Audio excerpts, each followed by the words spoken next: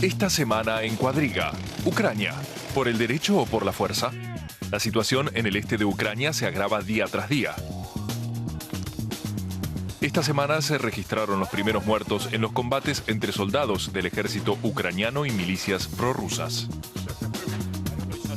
El presidente interino Oleksandr Turchinov calificó estas últimas de terroristas y añadió que los militares que entregaron sus armas a las milicias serán juzgados.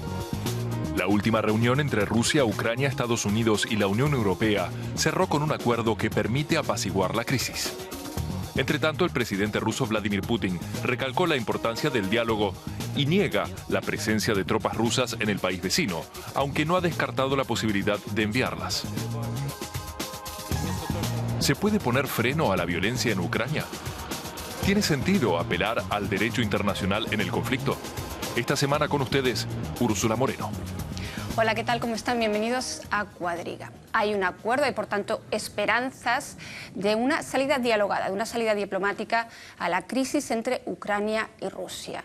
Al menos si ambas partes o todas las partes involucradas en este conflicto cumplen con lo pactado, con lo acordado hoy en Ginebra. Y sin embargo, el país sigue al borde de una guerra civil. La situación en Ucrania es muy tensa. De ello me gustaría hablar con mis invitados, que paso a presentarles. Katarina Stoklosa es investigadora polaca especializada en Europa del Este. Trabajó en las universidades Viadrina, de Frankfurt del Oder y de Moscú. Investiga sobre totalitarismos y ha publicado estudios sobre la situación política en Rusia. Actualmente trabaja en la Universidad de Sonderborg, en Dinamarca. Gemma Terés, periodista española, es la corresponsal de Catalunya Radio en Berlín. Comenzó su trayectoria profesional como periodista libre para la prensa escrita y más tarde amplió su actividad a los medios electrónicos. Está especializada en los países de la Europa Oriental, donde ha trabajado sobre el terreno. Y Bernd Pickert, politólogo alemán, trabaja desde hace 20 años para la sección internacional del diario berlinés Die Tageszeitung, especializándose en Estados Unidos, Europa y América Latina, así como en derechos humanos. Bienvenidos a los tres, gracias por estar aquí. La reunión de Ginebra era clave, precedida de muy pocas expectativas. Este acuerdo, en cierta manera, sorpresivo. ¿Podemos decir que es el principio de una desescalada? Como bien decías, tendremos que ver si cumplen las palabras de hoy, pero sin duda yo creo que sí, porque como mínimo ha habido un consenso de todas las partes de acordar desarmar a los que ahora pues están invadiendo los edificios en la Ucrania del Este, la gente que va con armas en esta zona. Por otro lado, también el hecho que el Tribunal Penal Internacional pues, pueda evaluar los muertos que hubo en Maidán, en Kiev, y también la presencia de los observadores de la OSCE, ¿no? A partir de ahora en Ucrania. Sin duda es un escenario nuevo que parece que va a evitar la que hasta ahora parecía inminente, ¿no? la guerra civil. Ahora creo que hay signos de esperanza de que se pueda evitar. Gemma ya lo ha mencionado un poco, toda esa hoja de ruta. También está la reforma constitucional que piden precisamente desde Moscú para defender los intereses de esas minorías rusas en el oeste de Ucrania. ¿Te parece una hoja de ruta factible, realista? Me parece una hoja sí, que es realista y que es importante, y sí que ha sido muy importante para Rusia en el encuentro de Ginebra. Tenemos que esperar con nuestros análisis y con lo que decimos, porque es un poco... ha pasado y ya empezamos a reaccionar y decir que sí, que todo va a salir bien. No debemos olvidar qué estratégico es Putin, qué estrategia tenía todo el tiempo, y él no quería una guerra. Lo hemos observado, lo hemos visto, que Putin quería evitar una guerra en Ucrania, una guerra entre Ucrania y Rusia, y estaba esperando lo que pasa. Él quería que le piden ayuda a él, la minoría rusa, el pueblo ruso, el pueblo ucraniano también. Putin no quería una guerra. Por eso no podemos decir que el encuentro de hoy ha conseguido que no vamos a tener una guerra, porque Putin no la quería. Tenemos que esperar y analizar más los motivos. ¿Por qué Rusia ha jugado este papel hoy? ¿Por qué han estado de acuerdo con tantas cosas que quería Unión Europea. No sabemos todavía los motivos. Bueno, Catarina ya ha lanzado muchas preguntas, muchas cuestiones sobre la mesa. Quizás quiera responder alguna.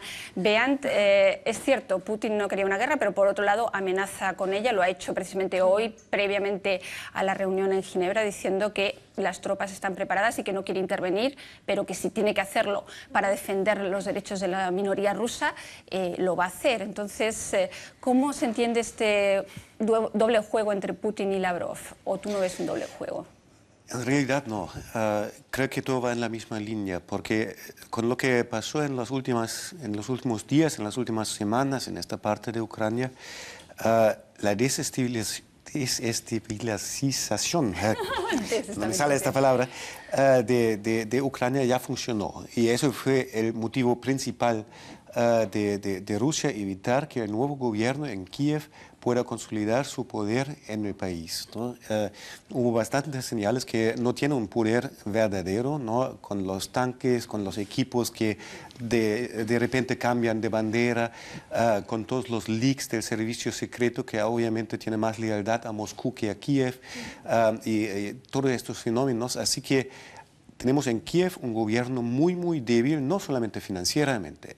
Eso es la debilidad más grande, obviamente, porque tiene sus deudas con Rusia, depende totalmente de la buena voluntad de algunos oligarcas en la misma Ucrania y de la voluntad de la Unión Europea y tal vez Estados Unidos a dar ayuda financiera, pero depende en su legitimidad política mucho de las elecciones que vienen en mayo. En esta situación tan polarizada como se presentó en los últimos días y como se va siguiendo a presentar aún sin la presencia de protestas armadas, será bastante difícil tener elecciones pacíficas, ordenadas, con un nuevo gobierno de legitimidad, y va a haber bastante presión a estas negociaciones sobre una nueva constitución de Ucrania, que Putin demanda que sea más federal que ningún otro Estado federal, con más derechos autónomos para las regiones y justamente para prácticamente ayudar o permitir al este de Ucrania asociarse con Rusia sin separarse oficialmente de Ucrania o ser formar parte oficial de Rusia, ¿no?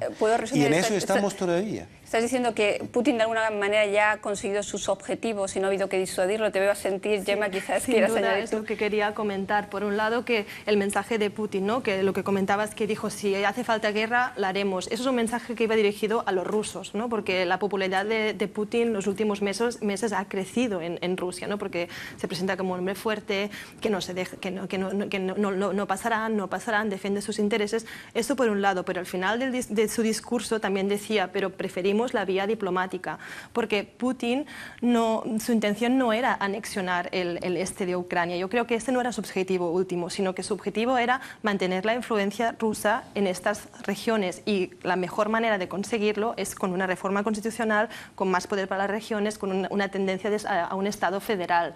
Claro, en ese sentido, creo que es un punto a su favor. Pero lo que pasa, ¿qué va a pasar? Que no va a existir entonces el Estado ucraniano. Es lo que digo, que Putin es un psicópata muy inteligente, porque claro, ¿por qué dice que él no quiere una guerra? Él no quiere una guerra, no quiere, pero él no quiere una Ucrania independiente, él no quiere una Ucrania libre, y este es el primer paso. ¿Os acordáis? Hace meses analizamos la situación en Crimea. Dijimos, no, con el este no va a pasar que no puede ser. Ahora vemos la situación en el este de Ucrania, está pues la misma situación que en Crimea hace 2 meses. No es la misma situación porque no va a haber probablemente un referéndum de independencia, sino se está hablando de un cambio constitucional que sencillamente reorganice la autonomía o de una mayor autonomía a todas las regiones, ¿no? Claro, lo que pasa es que si un Estado decide qué va a pasar en otro Estado, esto ya es como no dejarle libre, como un poco sacar independencia. Lo que pasa que, claro, ahora la parte ucraniana, los ucranianos dicen, vamos a hacer el referéndum para hacer un acuerdo con Rusia, pero también en Ucrania del oeste. ¿Qué pasaría? Que entonces la mayoría de la población no diría que queremos ser un Estado independiente. Por eso un referéndum así, Rusia no quiere, Putin no quiere. Claro. Pero poco a poco va a conseguir que una parte de Ucrania se va a alejar más y más de la Unión Europea. Por eso va a conseguir que cada vez más y más una parte de Ucrania se va a acercar a Rusia. Interesante porque estás diciendo aquí, parece un poco después de la cumbre de Ginebra que Putin es el perdedor o Rusia es la perdedora porque decide que los paramilitares se desarmen y demás, y sin embargo de alguna manera Putin es el ganador de todo esto desde tu punto de vista. Pero yo creo... Estoy de acuerdo. Yo diferenciaría mucho lo que estás comentando, porque lo que se ha acordado hoy no es proclamar este referéndum para que decida toda Ucrania, sino que se ha decidido hacer una reforma de la Constitución para dar más poder, más autonomía a las regiones. Eso no es una independencia de Ucrania ni un acercamiento a Rusia. Esto es destruir un Estado. Esto es destruir a un Estado. España funciona con las autonomías, pero porque no, tiene mucho poder. Porque no se puede comparar España. Es lo que digo, que cuando... analistas de España comparan mucho la situación, lo que pasó en España, con la situación de Ucrania. No debemos olvidar el pasado ruso, el pasado ucraniano, el pasado totalitario.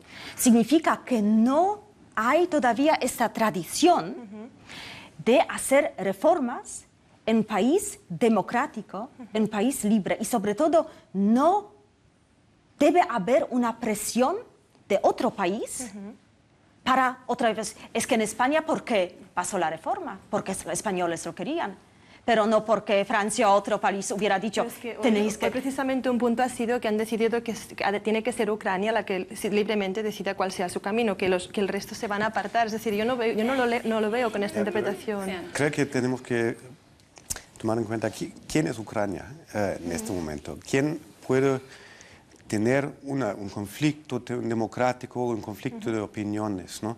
Al final la clase política, tanto la antigua como la ahora existente, la que tiene chances para ganar las elecciones en mayo, todos son oligarcas. Todos son oligarcas con fuertes intereses económicos, algunos muy ligados al proyecto ucraniano, otros no tanto, ¿no? Otros tienen un poco miedo a Rusia porque es una competencia fuerte y sabemos qué es lo que puede pasar con oligarcas si van en contra de Putin. Lo vimos en la misma Unión Soviética, en la misma Rusia. Pero yo creo que hasta este gobierno no hay que identificarlo automáticamente con democracia, ¿no? No porque digo que fue un golpe de Estado como lo argumenta Rusia, sino simplemente porque a mí me parece que los de Maidán, realmente, que era un movimiento popular, son los que menos voz tienen en las decisiones que toma Ucrania de hoy, ¿no? Y solamente una observación, si vemos quién se reunió hoy en Ginebra, ¿no? Ucrania oficialmente, Rusia, Estados Unidos y Europa. Rusia tenía una agenda muy clara, ¿no? ¿Qué es lo que quería? Europa no sabía qué hacer, esperando que de alguna manera se resuelva todo. Estados Unidos, un poco en la presión de mostrar algún tipo de fuerza para mantener su estado de estar negociando y dirigiendo, pero tampoco sin saber qué. Y Ucrania, ni poder, ni saber exactamente ni nada. Y a mí me parece muy significativo que en las pocas horas después del encuentro hemos escuchado algo de Kerry, algo de Lavrov, algo de Catherine Ashton, nada de Ucrania. Eso es exactamente lo que pasa. Es evidente, ¿no?, que parece que la situación óptima de partida para un referéndum constitucional sería un gobierno estable y un país estable, y las condiciones no se dan. Por eso mi pregunta es, ¿peligra de algún modo esas elecciones del 25 de mayo, las elecciones presidenciales, y sobre todo tiene sentido hacer un referéndum constitucional en esa misma fecha, tal y como está de inestable la situación en Ucrania? ¿No podrá Rusia influir enormemente en la zona del este, precisamente con esa amenaza del fascismo, con esas amenazas populistas de alguna manera, y ejercer una influencia que, dada la situación, es desproporcionada? En el referéndum constitucional, en cualquier caso, yo también pienso que se tendría que posponer, es decir, primero celebrar elecciones, gobierno estable y después referéndum.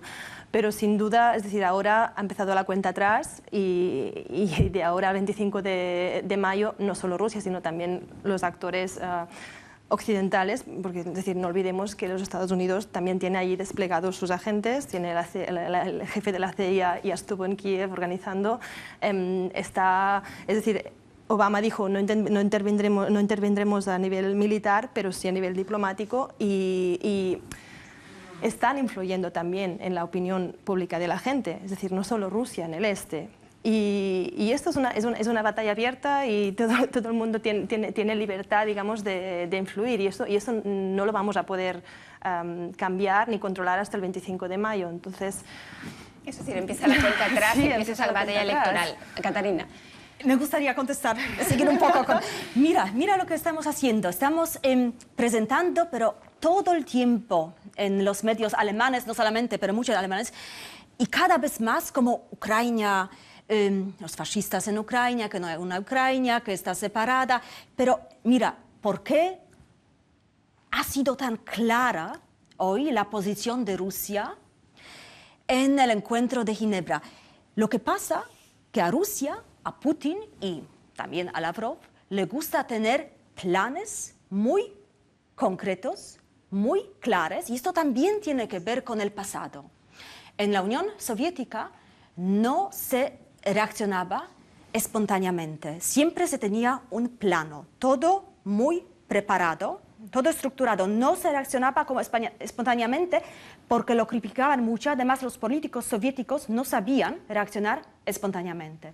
Por eso, cuando vemos ahora encuentros en que participan políticos rusos, nos parecen muy preparados, planeados, muy concretos, porque esto les hace fuerte. Y también cuando analizamos a Putin, Putin es un político que sabe influir a la gente con sus planes, con su papel, como se parece con un hombre fuerte y preparado. Lo que no sabe es reaccionar espontáneamente.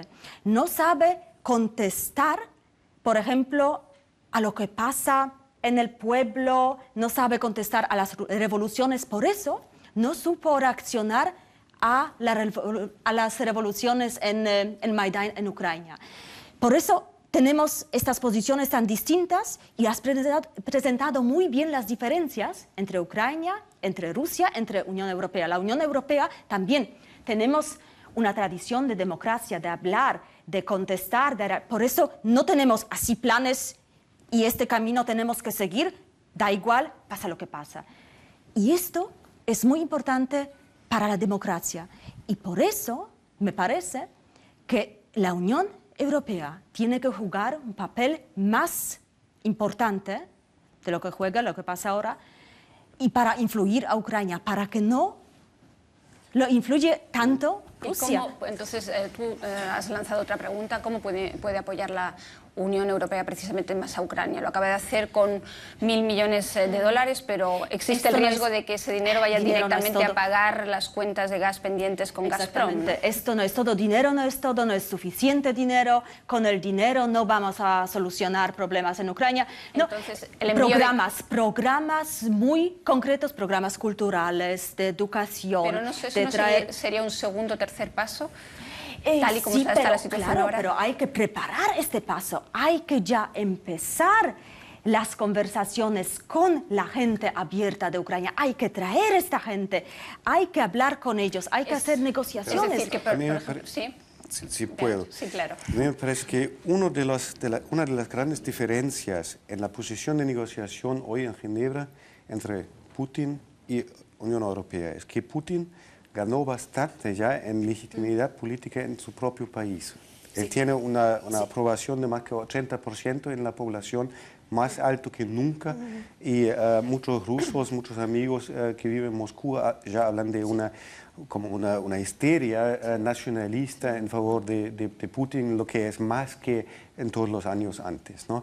Mientras en Europa, y más que todo en Alemania, cualquier intento de influir e involucrarse en la situación de Ucrania está visto muy negativamente en la población y vemos todos los periodistas alemanes lo conocemos ahora, que en Internet y por todos los canales nuestros lectores nos escriben: "Buah, el imperialismo, y ahí se está construyendo un nuevo enemigo, es un retroceso al tiempo de la Guerra Fría, estamos jugando otra vez el juego de la guerra de Irak con acusaciones falsas contra un nuevo enemigo porque el sector político-militar o militar-industrial quiere vender armas".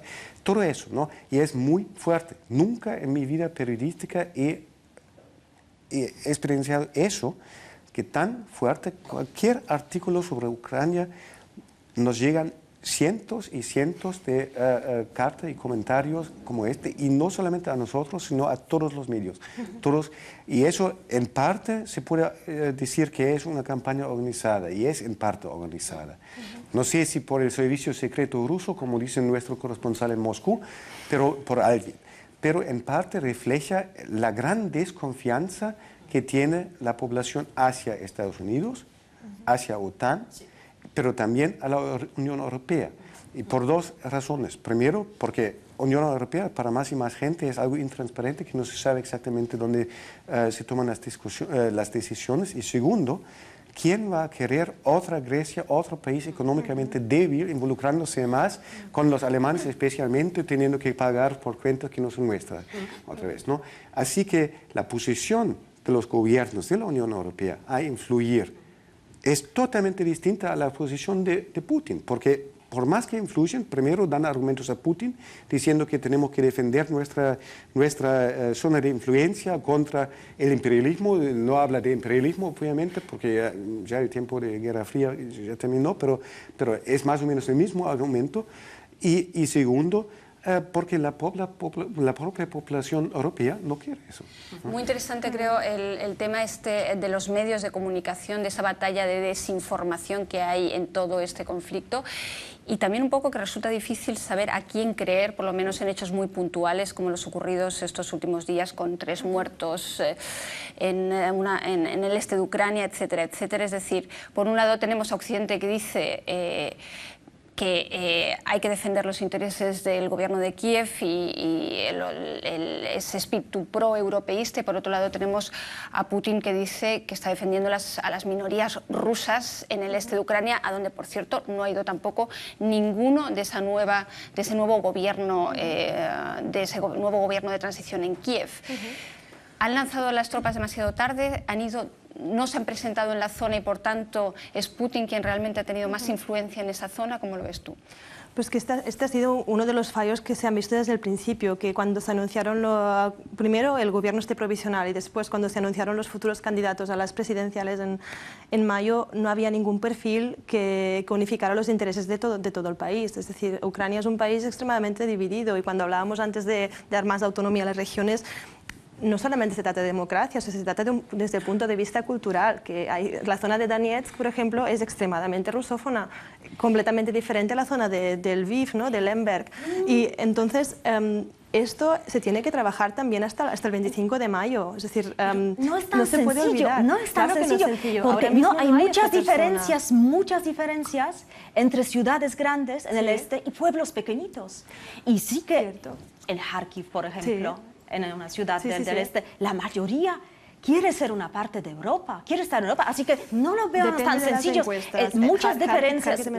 No. Las encuestas enseñan que la mayoría quiere ser una parte de Europa y quiere ser una precisamente parte. Lugansk, Donetsk y Kharkov son las más la Ucrania del rusas Este no es Ucrania del Este. Claro que no. Son pequeñas zonas dentro del este, exactamente. No puedes decir como Crimea, que es Crimea 80%, es decir, no es lo mismo, claro que no, pero precisamente por eso si se diera más autonomía a determinadas regiones, no se trata de este o estas 2 regiones, no, es decir, dividirlo. Para dar autonomía se necesita tiempo, se necesita planes, se necesita dinero. Quizás todo esto sea una hoja de ruta. Yo, hablando con ucranios que viven en Berlín estos días, me decían que en el este de Ucrania un 65% más o menos quieren, sobre todo, soberanía ucrania y miran hacia Europa, pero un 35% o un 30% sí que preferirían mirar hacia Rusia y se sienten más seguros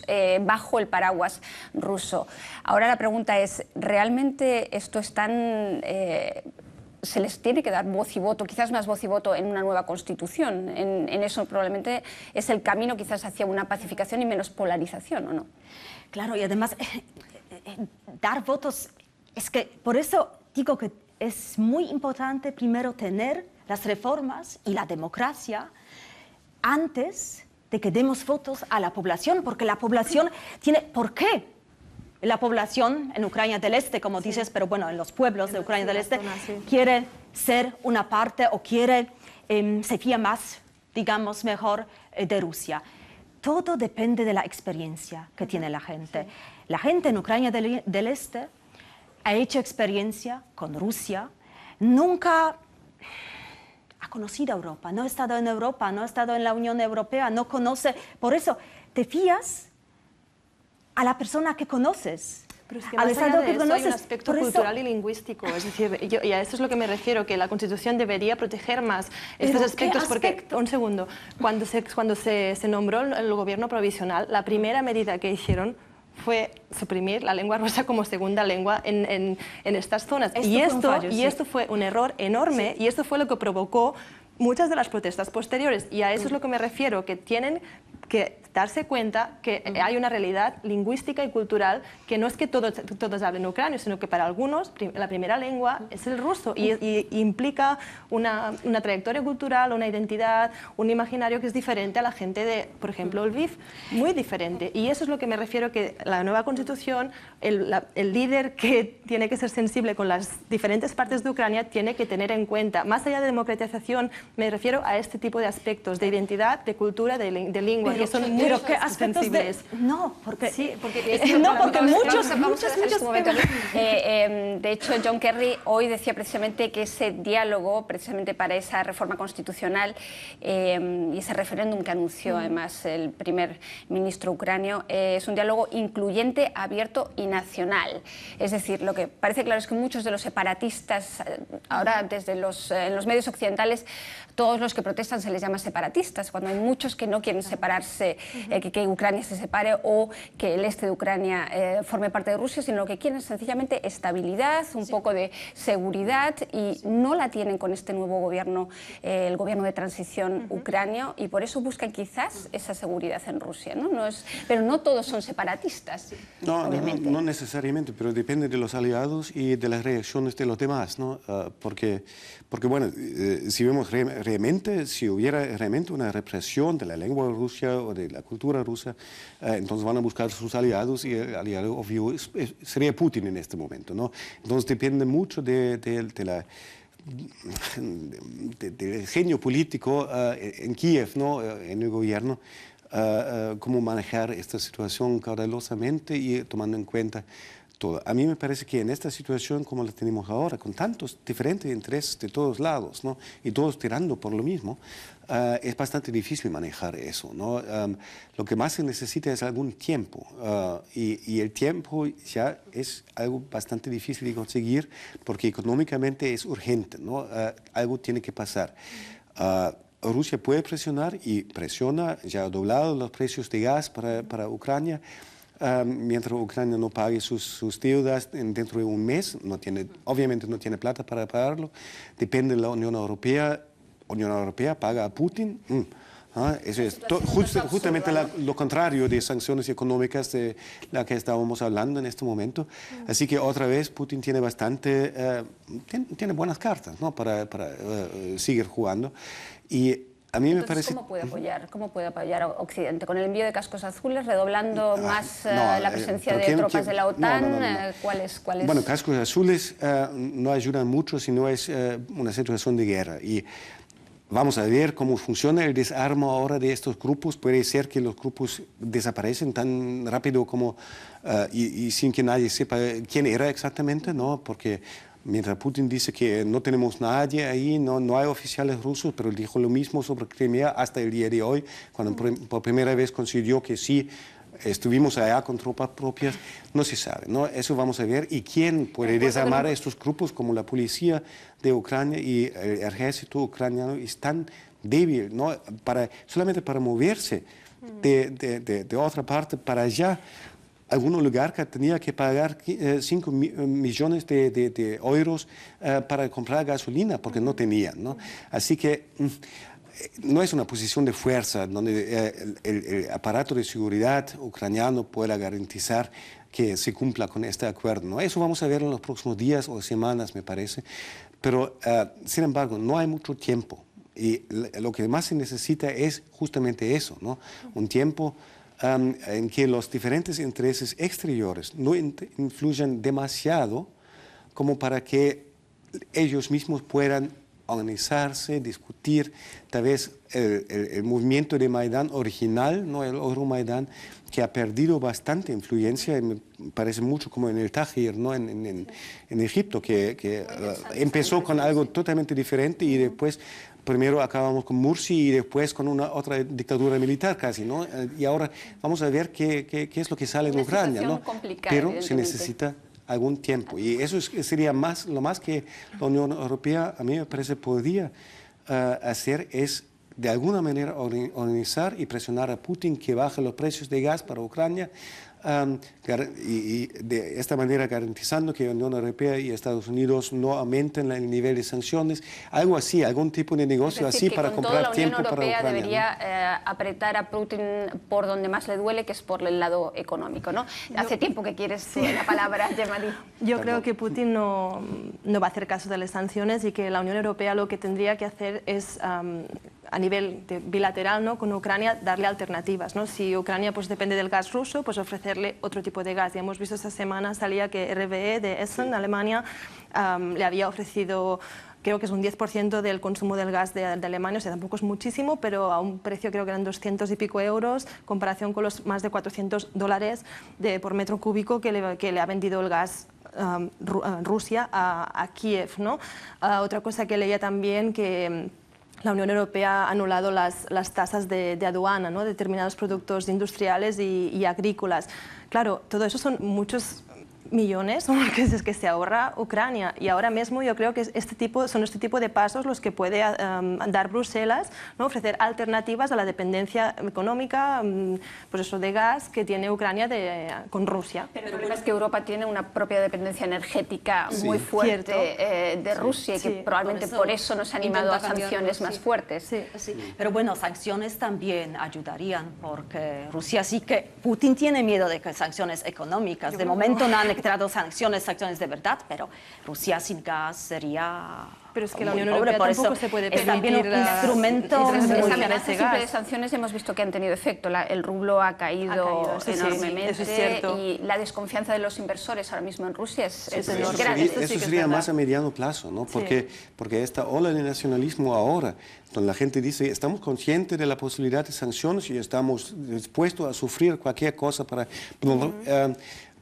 A corto plazo no ayudaría mucho. A mediano plazo, si todos los que hacen buenos negocios con Europa no pueden hacerlo, si todos los que invierten su plata en inmuebles aquí en Berlín mismo no pueden hacerlo más, eso sí lo dañaría. Pero eso estamos hablando de 1 año, 2 años tal vez, no de semanas y meses. Y para comprar este tipo de tiempo, ¿no? Para que Rusia deje de influir tan fuertemente y deje de desestabilizar, me salió la palabra, a Ucrania, eso es cuestión de semanas, ¿no? Para organizar algún tipo de calma. Y tal vez hoy se dio un primer paso, ¿no? Tal vez, tengo mis dudas y todos tenemos nuestras dudas, pero hay que seguir con eso y por eso no hay que dejar de presionar un poco. Pero lo que dices, estabilizar, es justo... Esto tiene que ver con democracia y con un proceso de transformación. Es lo que necesitamos en Ucrania, un proceso primero de transformación. No podemos organizar los partidos políticos de Ucrania, ¿no? Y el simple hecho, bueno, todos nuestros lectores critican a la Unión Europea de reconocer y hablar con un gobierno que es formado con 3 ministros de un partido fascista, ¿no? Y obviamente eso es un problema, porque su obra es un partido de... Perdón. ¿Ah? Claro, entonces, eso es parte es cosa de los Y eso ucranianos de decidirlo. a favor de Pero elecciones perdimos prontas, bastante ¿no? legitimidad aquí en nuestra población si reconocemos un gobierno formado por tipos de Swoboda como democrático, porque no son demócratas. No deja de ser un partido de transición y por eso hay elecciones el 25 del 25 de mayo. Quiero decir Claro que todo que es sí, pero contradictorio. No hay dependiendo tiempo de por un cómo lado, sale, pero ¿no? la población quiere otro gobierno cuanto antes, ¿no? Si no, miran hacia Putin, que es el que les da estabilidad, o hacia Europa. Y esa polarización aumenta. La mayoría de los ucranianos sí que quiere otro gobierno, quiere estabilidad. Y por eso muchos ucranianos en el este, por eso les gusta tanto Rusia y Putin, porque tienen este sentido, allí hay estabilidad. Y lo piensan porque no conocen Europa, porque si conocieran Europa dirían, en Rusia hay más estabilidad que en nuestro país, pero en Europa todavía más, así que vamos a seguir hacia Es Europa. un discurso muy pro-europeo, pero lo cierto es que en el este de Ucrania no han cambiado apenas las cosas en los últimos 20 años y de eso se quejan muchos habitantes. Claro, ahí, no han tenido posibilidades, no han tenido la experiencia, no han tenido Europa como su amigo al lado, no han tenido estas posibilidades que ha tenido población en otros países de Europa Central y del Este y también el pueblo ucraniano en el oeste del país, que tiene los vecinos europeos. Pero, Sí. Hay tantos factores, ¿no? Si hablamos del este, ahí una de las industrias más fuertes ahí es la industria de armas. Las grandes importadores de armas de Ucrania son Rusia y China, ¿no? Aliándose con la Unión Europea sería hacer casi imposible que siga este tipo de negocio. Entonces, sería casi imposible que la prosperidad económica relativa, ¿no?, de la industria de Ucrania del Este siga. Entonces, es un factor que la gente allí mismo tome en cuenta en sus decisiones por dónde aliarse. A mí me parece que lo que era una propuesta ya desde hace semanas de algunos pensadores, ¿no? Ucrania, a mí me parece que ya por su situación geográfica no puede aliarse ni con el bloque de un lado ni con el bloque de otro lado, porque ambas decisiones causarían más conflicto que soluciones, sino que tiene que establecerse, y si podemos ayudar en eso de alguna manera, eso sería un avance, algo de un intermediador entre los dos lados, porque ya su situación política, geográfica y económica le hace más favorable a eso, ¿no? Y en ese sentido quería añadir que la persona más rica de Ucrania ahora mismo, Rinat Akhmetov, uno de los oligarcas que hasta ahora estaba en el este, en Donetsk concretamente, se ha ofrecido últimamente a mediar entre Rusia y el gobierno de Kiev, o da igual, o sea, entre los más rusófonos dentro de Ucrania y los más Maidán pro-Europa. Y me parece muy interesante pues, coger personajes como estos, que han tenido mucha influencia en la zona este, que tienen dinero, y bueno, tiene su club de fútbol, tiene sus empresas, tiene partidas en la industria del carbón también y del metal, muy importantes también en el este. Es decir, creo que se tiene que ir por esta vía, ¿no?, de conciliación, pero manteniéndose neutral, buscar un punto medio, lo que comentabas, ¿no?, convertir a Ucrania en un puente, pero no en un quedarse con Unión Europea o Rusia. Quiero decir, visto lo visto, los acontecimientos de las últimas horas, podemos decir al menos o descartar esa teoría de que Rusia busca desestabilizar el este de Ucrania, que se convierta en un estado fallido y así anexionarse ese cinturón industrial. Podemos al menos, algo que por cierto le costaría también mucho dinero a Rusia, que probablemente no tiene. Podemos descartar esa teoría de esa anexión del este, lo que sería un inicio claramente de una rebajada de la tensión, que no va a pasar eso. Sí que puede pasar eso. Y sí que... Pero esa posibilidad está más lejana. Está más lejana, pero sí que horas. el problema es que influye demasiado Rusia y Putin, influyen demasiado, provocan problemas en Ucrania del Este, para al final poder decir no había otra posibilidad que sacar este cacho del país y hacerlo un poco como parte de Rusia. Yo pienso, como dije en el inicio, por lo que he escuchado de las propuestas de Rusia para la nueva constitución de Ucrania, eso sería un estado de autonomía no solamente en cuestiones culturales, idioma y eso, sino también hacer su propia política exterior, internacional, las regiones. Y eso daría la posibilidad a alguna región que tenía que definirse de Ucrania del Este de prácticamente actuar como un propio Estado sin serlo, ¿no? Formar parte de Ucrania oficialmente sin ser anexionado por Rusia ni nada, pero sin embargo contradecir totalmente lo que pasa aquí. Destrozaría el Estado, destrozaría en el país. Es que no es posible para poder hacer algo así. Otra necesitas de país. Sí, pero necesitas entonces un país muy fuerte económicamente, políticamente, para poder hacer algo así. Si no, vas a destruir algo que existe. A ver, quería contestar tu pregunta. Estamos llegando al final, así que la pregunta que hacía si se va a anexionar o no, unido con lo que comentaba del oligarca, no, creo que no, porque precisamente personas como él, ¿no? Como Akhmetov o otros oligarcas, no están interesados en formar parte de Rusia. Y por otra parte, si estas regiones se anexionaran a Rusia o se autodeclararan independientes, estilo Georgia, estilo Transnistria en Moldavia, quedarían en una alegalidad internacional porque no estarían reconocidas por otros países, con lo cual sus negocios allí también estarían en una nube que no les interesa para nada. Es decir, prefieren pues, estar en un Estado ucranio con más autonomía, más capacidad de decidir hacia dónde organizar la política exterior, que no anexionarse a Rusia o quedar en eso, en un autoproclamado Estado no reconocido, sin duda. Se nos acaba el tiempo y Beant ya ha contestado un poco a la pregunta final que quería hacer, y es en la conferencia de prensa Lavrov hace unas horas decía que la pelota ahora está en el tejado de Kiev. ¿Qué puede hacer? ¿Qué puede hacer? Porque además es un gobierno, ya hemos dicho, muy frágil y ¿cuál es el próximo paso que tiene que dar el gobierno de Kiev? Una breve respuesta. Paciencia, paciencia, negociaciones y sobre todo no dejar provocarse. Y esto ha hecho Kiev hasta ahora bien. Esa mesura, esa tranquilidad del esto es muy que ha importante alabado mucho para Obama el proceso de paz y para el que proceso de democracia y transformación. Tú ya decías un poco esa política internacional por parte de esa región del este de Ucrania. Una breve respuesta. Buscar la conciliación y acercarse a todos los perfiles de ucranios que existen en Ucrania. Muchísimas gracias a ustedes, muchísimas gracias a ustedes. Ya saben, escriban cuadriga@dw.de, díganos su opinión. Aquí seguiremos informando en dw.de.